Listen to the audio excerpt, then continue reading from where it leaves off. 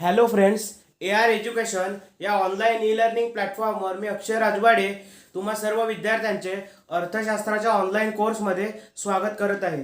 तर विद्यार्थी मित्र बघा की अर्थशास्त्राचं जे काही महत्त्वाचं लेक्चर आहे त्यामध्ये मी महत्त्वाचे मुद्दे कव्हर करणार आहे. त्यामध्ये पहिला मुद्दा आहे की उत्पादक साधनांच्या बरोबर आहे उत्पादक साधनांच्या मालकीनुसार बरोबर आहे उत्पादक साधनांच्या मालकीनुसार बरोबर आहे उत्पादक साधनांच्या मालकीनुसार अर्थव्यवस्थेचे प्रकार. उत्पादक साधनांच्या मालकीनुसार अर्थव्यवस्थेचे प्रकार बरोबर उत्पादक साधनांच्या मालकीनुसार अर्थव्यवस्थेचे प्रकार. आता मला सांगा की विद्यार्थी मित्र एक लक्षात घ्या तुम्ही की अर्थशास्त्र हा विषय अत्यंत महत्त्वाचा आहे. मागील अर्थशास्त्राच्या ऑनलाईन कोर्समध्ये आपण काही लेक्चर्स जी बेसिक आहेत ती आपण अपलोड केलेली आहेत. पण ह्या लेक्चरमध्ये आपण काय पाहणार आहोत की उत्पादक साधनांच्या मालकीनुसार अर्थव्यवस्थेचे असणारे प्रकार आहेत ते आपण पाहणार आहोत. त्यामध्ये पहिला महत्त्वाचा मुद्दा आहे म्हणजे विद्यार्थी मित्र अत्यंत महत्त्वपूर्ण आणि परीक्षेच्या दृष्टीने महत्त्वपूर्ण असं हे लेक्चर आहे. त्यामुळे हे लेक्चर तुम्हाला AR एज्युकेशन हे आपलं यूट्यूब चॅनल आहे या यूट्यूब चॅनलवर देखील पाहायला मिळणार आहे. तर जास्तीत जास्त विद्यार्थ्यांनी त्याचा आपल्या स्पर्धा परीक्षांमध्ये असणारा जो सिलेबस आहे स्पर्धा परीक्षांचा असणारा अभ्यास आहे तो अभ्यास करण्यासाठी काय करून घ्या वापर करून घ्या. विद्यार्थी मित्र बघा की उत्पादक साधनांच्या मालकीनुसार अर्थव्यवस्थेचे प्रकार कोणकोणते आहेत. त्यामध्ये पहिला प्रकार आहे बघा की त्यामधला महत्त्वाचा मुद्दा आहे तो म्हणजे काय महत्त्वाचा मुद्दा तर उत्पादनाची साधने बरोबर आहे उत्पादनाची साधने बरोबर आहे उत्पादनाची साधने आहेत बरोबर आहे की नाही उत्पादनाची साधने. त्यामध्ये भूमी बरोबर त्यानंतर श्रम त्यानंतर असणारे जे भांडवल आहे भूमी श्रम भांडवल व उद्योजकता विद्यार्थी मित्र हा मुद्दा अत्यंत महत्त्वाचा आहे. आपण उत्पादनाची साधन आपण म्हणतो आपला टॉपिक काय आहे की उत्पादक साधनांच्या मालकीनुसार जे अर्थव्यवस्थेचे प्रकार आहेत उत्पादक साधनांच्या मालकीनुसार जे अर्थव्यवस्थेचे प्रकार आहेत ते अर्थव्यवस्थेचे प्रकार आपण ह्या लेक्चर मध्ये पाहणार आहोत. विद्यार्थी मित्र मी एक महत्त्वपूर्ण मुद्दा आपल्यासमोर डिस्कशनसाठी घेतलेला आहे उत्पादनाची साधने. तर उत्पादनाच्या साधनामध्ये भूमी आली. भूमी म्हणजे काय की जमीन. बघा कोणताही एखादा उद्योगधंदा जर आपल्याला परिपूर्ण पद्धतीने काय करायचं आहे मॅनेज करायचं आहे किंवा रचनात्मक पद्धतीने तो आपल्याला काय करायचं आहे विकसित करायचा आहे. बघा की एखादा उद्योगधंदा आपल्याला समजा एखादं जर गॅरेज सुरू करायचं असेल तर सर्वप्रथम आपल्याला गॅरेज सुरू करण्यासाठी कशाची आवश्यकता भासते तर जमिनीची आवश्यकता भासते. म्हणजे उत्पादनाची जी साधनं आहेत म्हणजे उत्पादन कसं वाढवावं. त्यानंतर आता अर्थशास्त्राच्या दृष्टीने बघा की एखादं गॅरेज आपण सुरू करतोय तर ते गॅरेज कोणत्या तरी खेडेगावामध्ये सुरू करून चालेल का. ऑब्विसली बघा धंदा कुठे करावा कारण तो शेवटी प्रायव्हेट असतो बरोबर आहे. शेवटी आपल्या मताधिक्यानुसार आपण त्याला प्रेफरन्स देत असतो. परंतु धंदा कुठे सुरू करावा याचे सुद्धा काही महत्त्वाचे मुद्दे आहेत की ज्या आपण अर्थशास्त्रामध्ये घेणार आहोत. आणि स्पर्धा परीक्षांसोबत आपलं जे काही सामान्य ज्ञान आहे जनरल नॉलेज आहे ते A to Z general knowledge वाढवण्यामध्ये AR एज्युकेशन ऑनलाईन प्लॅटफॉर्मवरचे जे कोर्स आहेत ते कोर्स आपल्याला नक्कीच मदत करतील. बघा विद्यार्थी मित्र की उत्पादक साधनांच्या मालकीनुसार आपण अर्थव्यवस्थेचे प्रकार हा एक महत्त्वाचा मुद्दा घेतलेला आहे. तर त्यामध्ये उत्पादनाची साधनं कोणकोणती आहेत तर भूमी उत्पादनाच्या साधनांमध्ये भूमी श्रम भांडवल व उद्योजकता. म्हणजे जर आपल्याला एखादा काय करायचं आहे उत्पादनाची साधनं म्हणजे एखाद्या गोष्टीचं आपल्याला जर उत्पादन वाढवायचं असेल तर ते उत्पादन वाढवण्यासाठी आपल्याला कोणकोणती साधनं महत्त्वाची आहेत तर पहिला आहे ते म्हणजे भूमी त्यानंतर श्रम भांडवल व उद्योजकता हे महत्वाचे असलेले आपल्याला पाहायला मिळेल. त्यानंतरचा सगळ्यात महत्वाचा मुद्दा आहे तो म्हणजे आपण अर्थव्यवस्थेचे प्रकार पाहतोय त्यामध्ये भांडवलशाही अर्थव्यवस्था. बरोबर आहे. भांडवलशाही अर्थव्यवस्था म्हणजे काय की बघा की ही जी लेक्चर्स आहेत आपली ही सर्व लेक्चर्स आपण इन डिटेल घेणार आहोत. का? कारण इन डिटेल घेतली तर आपल्याला स्पर्धा परीक्षांमध्ये त्याचा नक्कीच वापर होईल. आपला टॉपिक आहे उत्पादक साधनांच्या मालकीनुसार अर्थव्यवस्थेचे प्रकार. त्यामधला पहिला टॉपिक आहे उत्पादनाची साधनं. आता उत्पादनाची साधनं म्हणजे काय? आपल्याला एखाद्या गोष्टीचं उत्पादन आहे, आपण समजा उद्योजक असू, आपला एखादा समजा कारखाना असेल, कसला समजा पेन बनवण्याचा कारखाना आहे, तर पेन बनवण्याच्या कारखान्यासाठी काय लागणार आहे आपल्याला? सर्वप्रथम कारखाना उभारण्यासाठी जमीन हा घटक महत्वाचा आहे. जमीन हा घटक महत्वाचा आहे म्हणजेच आपल्याला भूमी लागणार. त्यानंतर ते पेन बनवण्यासाठी समजा पेन हे आपण कुठल्या तरी यांत्रिक पद्धतीचा वापर करून बनवत असू, परंतु ते पेनचं कलेक्शन करण्यासाठी, सिलेक्शन करण्यासाठी कोणतं वेस्टेज प्रोडक्ट आहे, कोणतं स्ट्रॉंग प्रोडक्ट आहे याचं काय करण्यासाठी की त्याचं वितरण करण्यासाठी आपल्याला श्रमाची आवश्यकता आहे. श्रमाची आवश्यकता आहे म्हणजे मजूर वर्ग आपल्याला आवश्यक आहे. त्यानंतर भांडवल. हा सगळा उद्योगधंदा मला करायचा आहे, मला पेनचा कारखाना सुरू करायचा आहे, परंतु त्यासाठी लागणारं भांडवल हे देखील तितकंच महत्वाचं आहे. आणि नुसतं श्रम म्हणजे नुसतं भूमी, श्रम आणि भांडवल असून चालेल का? जर एखादी गोष्ट तयार करण्यासाठी आपल्याकडे जमीन आहे मुबलक, त्यानंतर आपल्याकडे कामगारही अवेलेबल आहेत, तर आपलं प्रोडक्शनही चांगलं होते, परंतु त्याचं वितरणच झालं नाही तर कंपनीला फायदा होईल का? नाही. म्हणजे अर्थव्यवस्थेमध्ये एक जरी फॅक्टर आहे, तो जर फॅक्टर लॉस मध्ये जायला लागला तर होणारे जे काय तुमचं उत्पादन असेल ते पूर्ण उत्पादन आपण तोट्यात गेलं असं आपल्या व्यावहारिक भाषेमध्ये म्हणतो. म्हणजे उत्पादनाच्या साधनांमध्ये भूमी, श्रम, भांडवल व उद्योजकता यांचा समावेश झालेला पाहायला मिळतो. त्यानंतर आहे भांडवलशाही अर्थव्यवस्था. त्यामध्ये भांडवलशाही अर्थव्यवस्थेत कोण आहे तर त्यामध्ये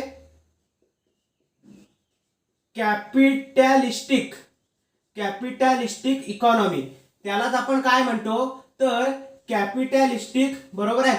म्हणजे विद्यार्थी मित्र लक्षात घ्या, उत्पादनाच्या साधनांमध्ये भूमी, श्रम, भांडवल व उद्योजकता यांचा समावेश होतो. आता भांडवलशाही अर्थव्यवस्था म्हणजे काय तर भांडवलशाही अर्थव्यवस्था म्हणजे कॅपिटॅलिस्टिक इकॉनॉमी.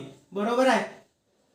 कॅपिटॅलिस्टिक इकॉनॉमी. आता कॅपिटॅलिस्टिक इकॉनॉमीलाच आपण भांडवलशाही अर्थव्यवस्था असं म्हणतो. आता ह्यातला महत्वाचा मुद्दा काय की या अर्थव्यवस्थेत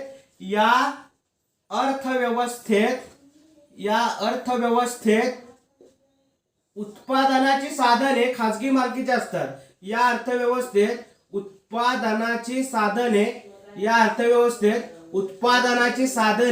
खाजगी मालकीची असतात. या अर्थव्यवस्थेत उत्पादनाची साधने खाजगी मालकीची असतात. बरोबर आहे. या अर्थव्यवस्थेत उत्पादनाची जी काही साधनं आहेत ती खाजगी मालकीची असतात. बरोबर आहे. या अर्थव्यवस्थेत उत्पादनाची साधनं आहेत, ती उत्पादनाची साधनं काय आहेत की ती उत्पादनाची साधनं जी आहेत ती खाजगी मालकीची असतात. आता उत्पादक साधनांच्या मालकीनुसार अर्थव्यवस्थेचे जे काही प्रकार आहेत त्या उत्पादक साधनांच्या मालकीनुसार अर्थव्यवस्थेच्या पडणाऱ्या प्रकारामध्ये आपण सर्वात महत्वाचा मुद्दा पाहिला, त्यामध्ये उत्पादनाची साधने. त्यामध्ये पहिला मुद्दा येतो तो म्हणजे भूमी, त्यानंतर श्रम, त्यानंतर भांडवल व उद्योजकता. आता त्यानंतरचा जो सर्वात महत्वाचा मुद्दा आहे तो आपण अर्थव्यवस्थेचे जे काही प्रकार आहे ते अर्थव्यवस्थेचे प्रकार या लेक्चर मध्ये आपण डिस्कस करणार आहे. त्यामध्ये भांडवलशाही अर्थव्यवस्था किंवा कॅपिटॅलिस्टिक इकॉनॉमी. या अर्थव्यवस्थेत उत्पादनाची साधने खाजगी मालकीची असतात. म्हणजे विद्यार्थी मित्र हो, एक लक्षात ठेवा की जर भांडवलशाही अर्थव्यवस्था असते, ही भांडवलशाही अर्थव्यवस्था पूर्णपणे खाजगी मालकीची असलेली आपल्याला पाहायला मिळेल. त्यानंतर त्यातला महत्वाचा मुद्दा आहे की वस्तू व सेवांचे उत्पादन. बरोबर आहे. वस्तू व सेवांचे उत्पादन खाजगी भांडवलदारामार्फत वस्तू व सेवांचे उत्पादन खाजगी भांडवलदारामार्फत होते व त्यांच्या किमती बरोबर आहे व त्यांच्या किमती बाजार यंत्रणे करवी ठरवतात. बाजार यंत्रणे करवी ठरवतात. बाजार यंत्रणे करवी ठरवतात. बाजार यंत्रणे करवी ठरवतात.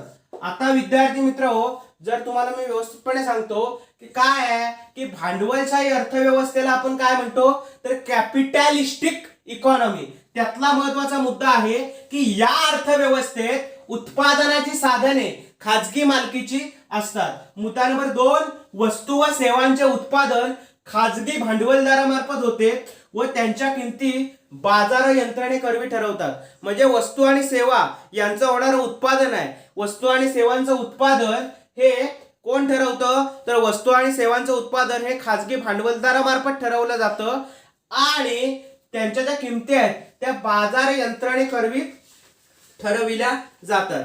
त्यानंतर जी काही भांडवलशाही अर्थव्यवस्था आहे त्या भांडवलशाही अर्थव्यवस्थेची जी काही महत्वाची वैशिष्ट्ये आहेत ती वैशिष्ट्य देखील आपण या लेक्चरमध्ये काय करणार आहोत कव्हर करणार आहोत. विद्यार्थी मित्र हो, बघा की अर्थशास्त्र या विषयाला एक 10 ते 15 मार्क प्रत्येक परीक्षेमध्ये असलेले आपल्याला काय मिळतात पाहायला मिळतात. आणि बघा की विद्यार्थी मित्र हो, 10 ते 15 मार्क म्हणजे खूप झाले. ज्याचा रिझल्ट 1 मार्क्सने गेलेला आहे त्याला तुम्ही 1 मार्काचं महत्व विचारून पहा. त्यामध्ये सर्वात महत्वाचा मुद्दा आहे तो म्हणजे खाजगी मालकी. आता याची हे काय की वैशिष्ट्यांमध्ये काय की भांडवलशाही अर्थव्यवस्था म्हणजे कॅपिटॅलिस्टिक इकॉनॉमी ही थोडक्यात काय असते की खाजगी मालकीचीच असते. बरोबर आहे. त्यानंतर दुसरा मुद्दा आहे व्यवसाय निवड. बरोबर. दुसरा मुद्दा काय आहे की जी असणारी व्यवसाय निवड आहे म्हणजे व्यवसाय निवडीचं जे असणारं स्वातंत्र्य आहे. व्यवसाय निवड व उभारणी निर्णय. व्यवसाय निवड व उभारणी निर्णय. बरोबर. व्यवसाय निवड व उभारणी निर्णय स्वातंत्र्यता. उभारणी निर्णय स्वतंत्रता. बरोबर आहे की नाही.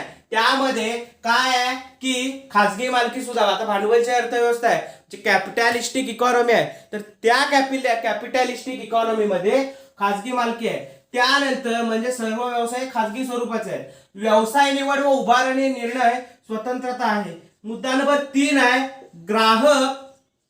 ग्राहक सार्वभौम. ग्राहक सार्वभौम असतात. विद्यार्थी मित्र हा मुद्दा अत्यंत महत्वाचा आहे. ग्राहक सार्वभौम असतात कारण ग्राहक सार्वभौम असतात कारण उत्पादक ग्राहकांच्या ग्राहक सार्वभौम असतात कारण उत्पादक ग्राहकांच्या पसंतीनुसारच उत्पादक ग्राहकांच्या पसंतीनुसारच वस्तू व सेवांचे उत्पादन करतात. वस्तू व सेवांचे उत्पादन करतात. वस्तू व सेवांचे उत्पादन करतात. जे काही मी तुम्हाला मुद्दे अत्यंत सोप्या भाषेमध्ये लिहून देतोय ते तुम्ही अत्यंत चांगल्या पद्धतीने करा. आणि हा बेस आहे, इकॉनॉमिक्सचा बेस आहे. याच्यावर क्वेश्चन येईल पण कुठे सरळ सेवा परीक्षा जास्त येईल. एमपीएससी आणि ज्या काय आपल्या टॅक्स असिस्टंट असेल, टॅक्स इन्स्पेक्टर म्हणजे एसटीआय पीएसआय वगैरे असेल थोडे कॉम्प्लिकेटेड क्वेश्चन्स असतात. इतकं पण घाबरून जाऊ नका. पण हा बेस आहे. हा जो आता मी घेतोय हा पूर्ण याचा बेस आहे. म्हणजे काय की भांडवलशाही अर्थव्यवस्थेत म्हणजे कॅपिटॅलिस्टिक इकॉनॉमी मध्ये सर्वप्रथम ती खाजगी मालकी असते. त्यानंतर व्यवसाय निवड आणि उभारणी निर्णय स्वतंत्रता असते. मुद्दा नंबर 3 ग्राहक सार्वभौम असतात कारण उत्पादक ग्राहकांच्या पसंतीनुसारच वस्तू व सेवांचे उत्पादन करतात. मुद्दा नंबर 4 बाजारपेठेत स्पर्धेचे प्रबल्य असते. मुद्दा नंबर 4 काय बाजारपेठेत स्पर्धेचे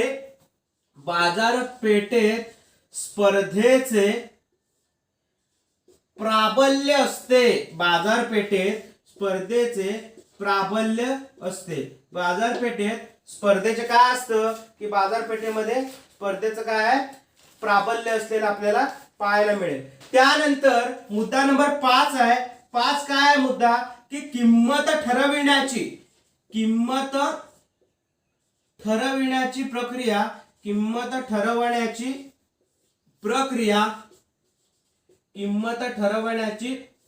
प्रक्रिया स्वतंत्र किंमत ठरविण्याची जी प्रक्रिया आहे ती स्वतंत्र आहे. म्हणजेच काय की ही जी असणारी अर्थव्यवस्था आहे ही अर्थव्यवस्था मुक्त अर्थव्यवस्था म्हणून सुद्धा काय केली जाते, गणली जाते. बरोबर आहे. ही अर्थव्यवस्था मुक्त अर्थव्यवस्था असते. म्हणजे त्याला फ्री इकॉनॉमी असं म्हणतो आपण. काय म्हणतो त्याला?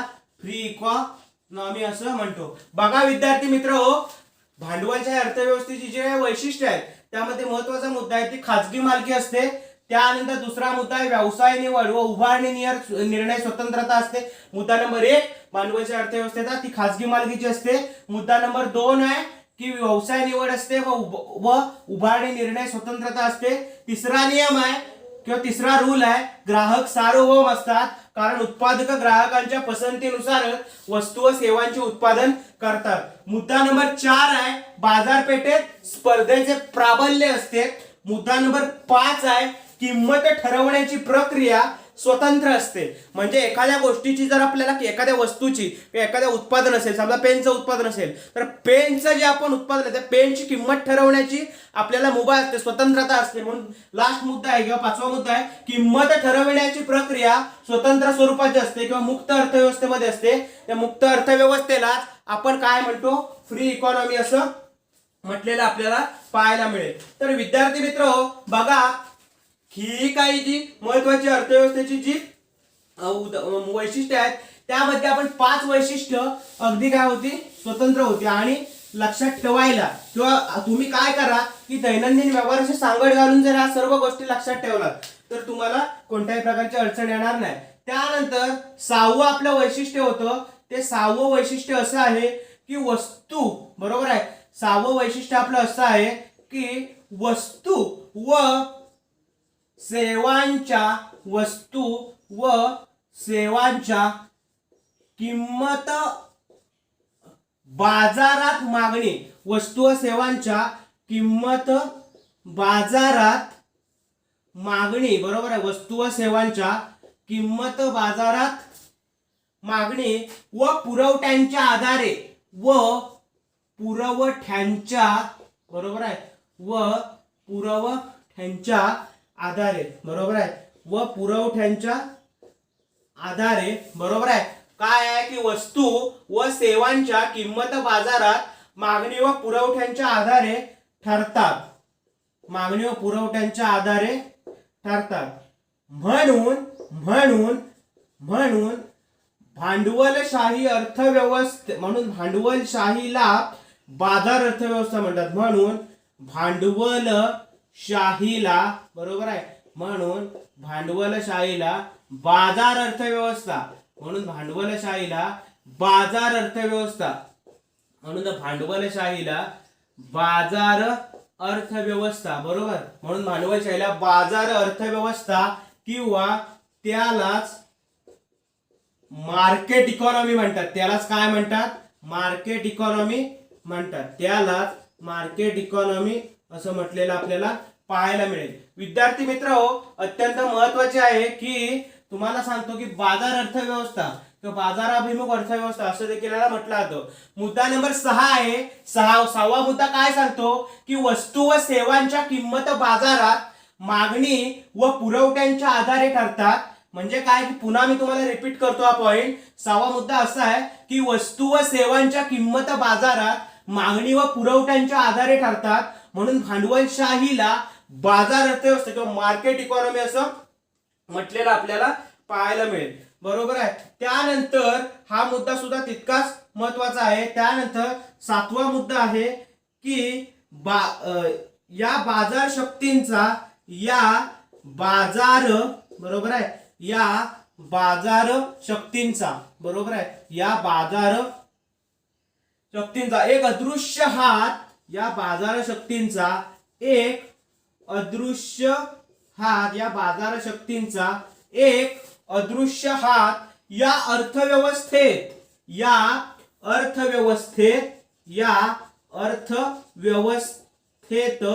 कार्यरत असतो. या अर्थव्यवस्थेत कार्यरत असतो. बघा विद्यार्थी मित्र, 6वा मुद्दा आहे वस्तू व सेवांच्या किंमत बाजारात मागणी व पुरवठ्यांच्या आधारे. वस्तू व सेवांच्या किंमत बाजारामध्ये मागणी व पुरवठ्यांच्या आधारे ठरतात. म्हणजे मागणी किती असेल, पुरवठा किती असेल यावरती वस्तूची किंमत ठरवली जाते. या भांडवलशाहीला बाजार अर्थव्यवस्था किंवा मार्केट इकॉनॉमी म्हणतात. मुद्दा नंबर आहे 7. या बाजार शक्तींचा एक अदृश्य हात या अर्थव्यवस्थेत कार्यरत असतो. त्यानंतर पुढचा महत्वाचा मुद्दा आहे की तो 8वा आहे, नफा मिळवण्याच्या उद्देशाने. भांडवलशाही अर्थव्यवस्था आहे, भांडवलशाही अर्थव्यवस्था ती काय आहे, नफा मिळवण्याच्या उद्देशाने आहे. भांडवलशाही अर्थव्यवस्था आहे की नाही, ती भांडवलशाही अर्थव्यवस्था नफा मिळवण्याच्या उद्देशाने आहे. भांडवलशाही अर्थव्यवस्था ही नफा मिळवण्याच्या उद्देशाने आहे. बघा की आपण महत्वपूर्ण उद्दिष्ट जे आहेत, ती महत्वपूर्ण उद्दिष्ट आपण सोप्या पद्धतीमध्ये काय करत आहोत, लेक्चर फॉर्मॅट मध्ये बनवत आहोत आणि तुम्हाला त्याचा नक्कीच फायदा होईल. त्यानंतर 9वा आहे की उद्योजकतेला काय होईल की उद्योजकतेला संयोजन कौशल्याला बरोबर आहे, उद्योजकतेला संयोजन कौशल्याला काय होणार आहे, उद्योजकतेला बरोबर आहे. म्हणजे काय होईल की उद्योजकतेला संयोजन कौशल्याला भांडवलशाहीत पूर्ण वाव असतो. भांडवलशाहीत बरोबर आहे, भांडवलशाहीत पूर्ण वाव असतो. भांडवलशाहीत पूर्ण काय म्हणतो मी त्याला, वाव असतो. विद्यार्थी मित्र, किती अत्यंत महत्वाचा मुद्दा आहे बघा. हा मुद्दा अत्यंत योग्य पद्धतीने मी तुम्हाला एक्सप्रेस करून सांगतो. उद्योजकतेला व संयोजन कौशल्याला भांडवलशाहीत पूर्ण वाव दिला जातो. म्हणजे उद्योजकतेला ज्या पद्धतीने आपण भांडवलशाही अर्थव्यवस्थेमध्ये प्राबल्य किंवा वाव दिलेला आपल्याला पाहायला मिळतो, तसे संयोजन कौशल्याला देखील आपण इथे वाव देतो. तर ह्याच्या नेक्स्ट लेक्चर मध्ये आपण काय करणार की ह्याचं ते नेक्स्ट लेक्चर असेल की जे भांडवलशाही अर्थव्यवस्थेवरच बनवण्यात येईल. तर याच्या नेक्स्ट लेक्चर मध्ये भांडवलशाही अर्थव्यवस्थेचे दोष आपण पाहणार आहोत. तर या लेक्चर मध्ये आपण काही महत्त्वाचे मुद्दे पाहिले आणि हे मुद्दे स्पर्धा परीक्षांच्या दृष्टीने अत्यंत आवश्यक असलेले आपल्याला पाहायला मिळते. तुम्ही ह्याचा चांगल्या पद्धतीने काय करा, सराव करा, रिव्हिजन करा आणि जर काही डाऊट असतील तर मला, जर तुम्ही माझं कोर्स घेतलं आणि आता 5 महिन्यांसाठी कोर्सला ऑफर आहे, तर हरी अप, आजच घाई करा. आणि हे जे काही कोर्स आहेत आणि एआर एज्युकेशनचं अजून एक वैशिष्ट्य आहे की ह्या ऍप्लिकेशनवरचा जर तुम्ही एक कोर्स घेतलात तर तुम्हाला बाकीचे सर्व कोर्स हे 1 इयर व्हॅलिडिटीसाठी फ्री मिळून जातात. म्हणजे बघा की 500 रुपयामध्ये तुम्हाला सर्व कोर्सेस मिळून जातात आणि तुमचं जे स्टडी मटेरियल आहे ते ऑनलाईन प्लॅटफॉर्ममध्ये मिळून जातं आणि तुम्हाला परिपूर्ण असा कोर्स मी तयार करत आहे. त्यामुळे आजच घाई करा. आणि तसंच प्रत्येक टॉपिक झाला की त्या टॉपिकवरचे क्वेश्चन सुद्धा आपण घेत असतो. तर हा व्हिडिओ जास्तीत जास्त विद्यार्थ्यांपर्यंत पोहोचवा. तसेच ह्या ॲपची जी लिंक आहे ती जास्तीत जास्त विद्यार्थ्यांपर्यंत पोहोचवा. आणि नेक्स्ट लेक्चरमध्ये आपण एका नवीन मुद्द्यासह भेटणार आहोत.